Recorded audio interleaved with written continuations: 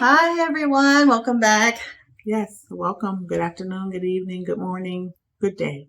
I like that little tagline. You say it at the front of every beginning, so it's become a Yes. No matter where you are, it's either morning, afternoon, evening, midday. Yes, it's all inclusive. So I have to say them all. I want to include everybody. It's about being inclusive. Exactly.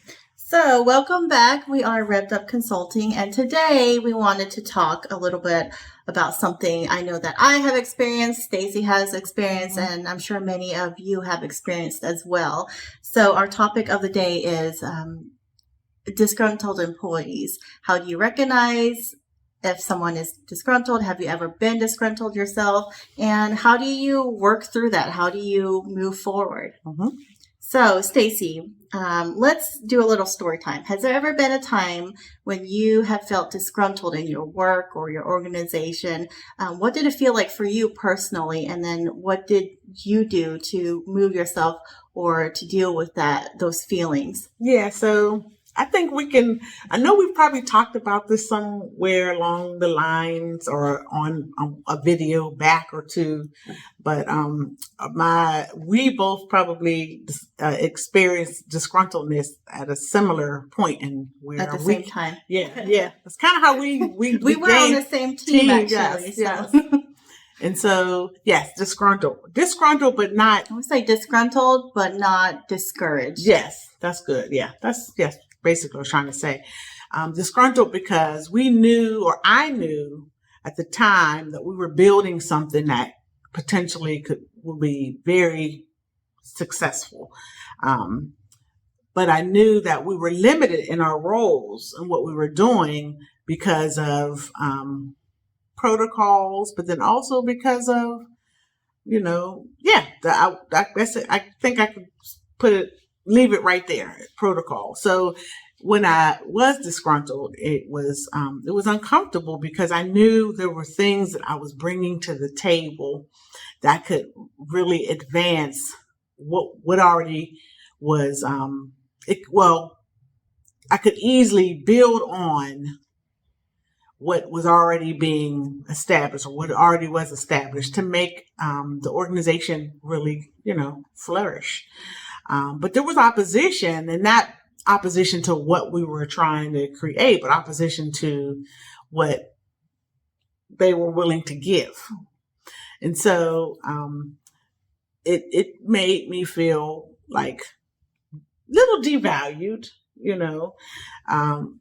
but it didn't create in me a reason to say, I'm out of here, I'm leaving. I just said, okay, we'll just continue to do it their way. And then let's do it their way while we build up our way to do it. Yes. There's more than one way to skin a cat. Exactly. So yes. And so as a employee, at that time, the disgruntlement, when I look back, I realized that a disgruntled employee isn't someone who is just trying to make noise, but it's because they may be just trying to say, hey, I've got so many other skills that you can use that could really make things better or complementary, And so sometimes in the course of being a manager or leader, you will have people on your team who seem like they're like, just like when you probably, I'm sure, have heard, sometimes you have your child who is a very smart child in class, going to elementary, middle, or high school, and they are making all this noise and they're just kind of distracted, or they're finished with all the tests and assignments before anybody else in the class. And a teacher could easily look like, oh, so you're just going to be distracting, or you're just going to be a noisemaker, or you're just going to not, when all actuality, that child is saying, I need more. Right. I need to be challenged. So it is with an employee who says to you, hey, we should do it this way. We should do it that way. Or, hey, this is what I can bring to the table. Or, hey, can I do that over there? Because I don't think that person maybe is doing that the right way. Now, mind you, we don't want to encourage that. We don't want to encourage, people who are just kind of like, hey, look over there. Johnny over there isn't doing his work right. But a disgruntled employee may look like that. And so it's an opportunity for you to see where you could perhaps cross-train that person or hear them out to see what skills they may have that you can use for a special project that needs to be done, or for you to seek out ideas to make your organization even better. Right. So disgruntled employees or disgruntled people aren't necessarily troublemakers or just, malcontents. No, there's something going on beneath the surface that's causing that source of disgruntlement. So if I were to talk about myself personally, there have been periods where I have been one of those disgruntled employees, and if I were to reflect on it now, truthfully, where did that come from? It's usually because I have felt like I have outgrown my position, or I've become almost overqualified for the things that I was doing. So maybe I came in, I did the job, and I know I've done it well. I met all my goals, but what's next? And I think this is a common issue that a lot of organizations, employees face, because you come in to do a certain role, but at some point it becomes monotonous because you're doing the same thing over and over again, and you need a new challenge. So just like that child who's acting up in school, you need to know, like, hey, what's next? I need something that's going to stimulate me. And I think as your role as someone who's going to be in management, turning this into an opportunity, what does that look like? I think it looks like really getting to the root cause of what is causing their disgruntlement. Are they indirectly telling you what it is? So maybe, they're saying, I feel like I can improve on a process. Well, is there an opportunity to pull that employee in to create a new project, to really have their feedback taken in, to create something better? Is there a new department or a new role that could be made for that employee? So it's really creating a win-win situation, because if you have a talented employee and you know that they have been good for your organization, you don't want to let that person go so easily. Right. You don't want to shut them down. Right. You shut them down. You're not really shutting them down. You're opening the door for them to go elsewhere.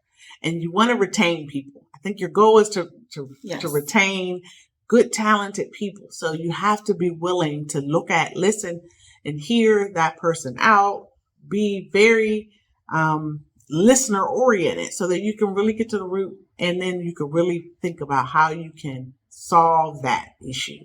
Not discouraging. I understand you may not always have the ability to right then or right at that particular moment, okay, we could do this, but start, taking the time to listen and to see where you could perhaps create an opportunity so that you can benefit from the gifts and the talents that person apparently has. Your people are your greatest asset, because Absolutely. if you don't have great people, your organization will not thrive. Right. It will not succeed.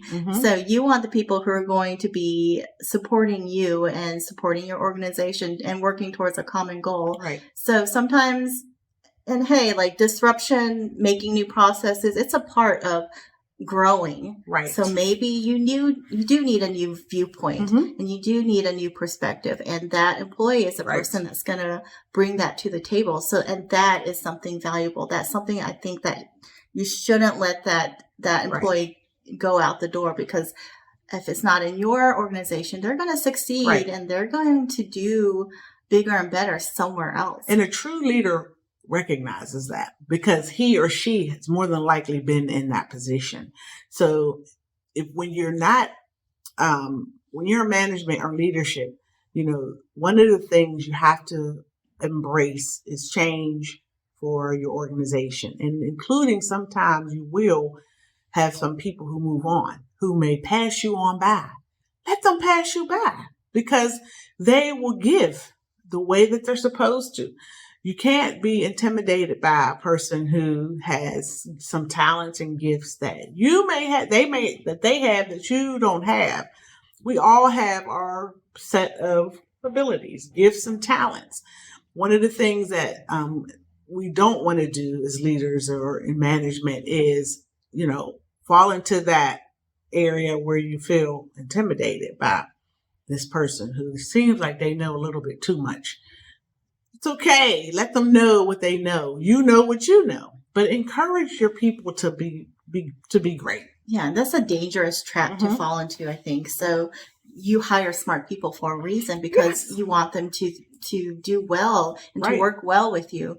So if you start to feel intimidated by them, and that's okay if you do, but thoughts don't necessarily have to turn into action, right? Right. So if you feel threatened, that's when I think the danger zone starts, because you shouldn't feel threatened. Yeah, you're looking at this person like, oh no, they're trying to come up on me, and maybe they want to take my job. And that should be a challenge for me. It should be an opportunity for you to grow. Exactly. Back to the other conversation. But yeah, because you want to be surrounded by, for me, I want to be surrounded by smarter people. Because it just makes me be smart, or even feel smart. You never they're want smart. to be, I'm smart too. You never want to be the smartest person in the room, at all, because that means that you're probably not surrounding yourself by the best type of people. You always want to be able to learn from somebody else.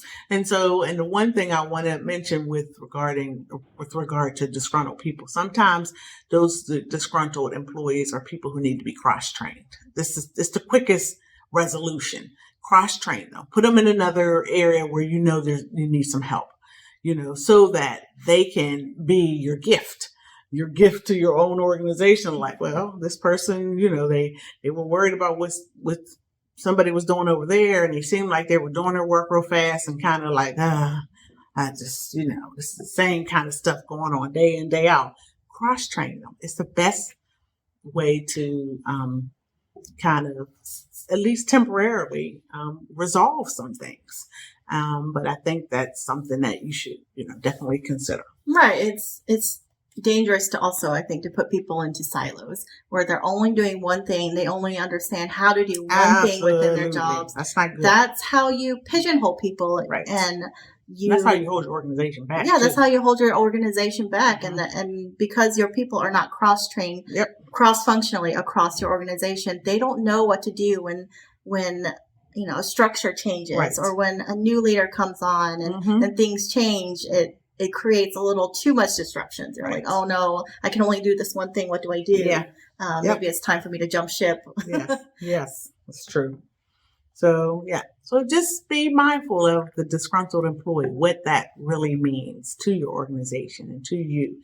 It's an opportunity. It's not now, of course, you've got the disgruntled employee who you'll never satisfy. We're not talking about those people. We're talking about people who need more, who need to be challenged, who need to be able to use their gifts and talents. And so you help them in that regard. And you explain to them quite, clearly that I hear you, and this is what I want to do, and this is what I plan to do. And if you can help me with that and just be patient, we will work things out, because I recognize your strengths. I recognize your talents and your gifts. You just you tell them the truth. And then you'll be able to, kind of put that disgruntled person at ease. Yeah. And I think you'll know who those people are. There's a difference between people who you'll never make happy. And there's a difference between those types of people and people who have shown you their work ethic, who have shown you that they can do the job and want to take on more. And you'll know when you see it, and you'll know by their pattern of behavior, how they have shown up in the past. They're just going through a blip in this season. So what can I do to help them, to work with them, to, get them to a point of satisfaction again, to get them to be fulfilled with, the work that they're doing again. And as your role as a manager is really, as we like to say, like listening more and speaking a little bit less. Yep.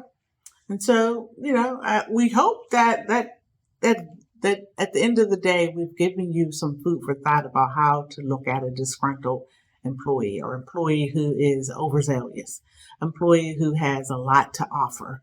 And giving you some things to think about and how you should treat that person, look at that person, consider that person, because you can make that really work to your advantage if you really, shape the conversation and listen in the way that you're able to really dissect and apply. Right. And if you are the employee who is feeling disgruntled, there is a chance to seek out an opportunity to ask for more projects, to learn new skills, and don't be afraid to advocate for yourself, to speak up, and to go to your manager and say, "Hey, I'm feeling a little bit almost bored. I need have something. Can I take on something? Right. I want to learn a new skill." And it's really about recognizing what's causing that disgruntled feeling within you too. Yes. Yep. I think that's good. I think that's good stuff, Tina. And I think that hopefully, we've given you something to think about, because it's all about, making sure that people are feeling good about themselves, that you feel good about yourself, and that the work is flowing and being done to the best of each person's ability. And so these topics, are designed. We come up with these topics because we want you to, pretty much know and show how to make things, flow with an organization based on your workforce, who's on the team.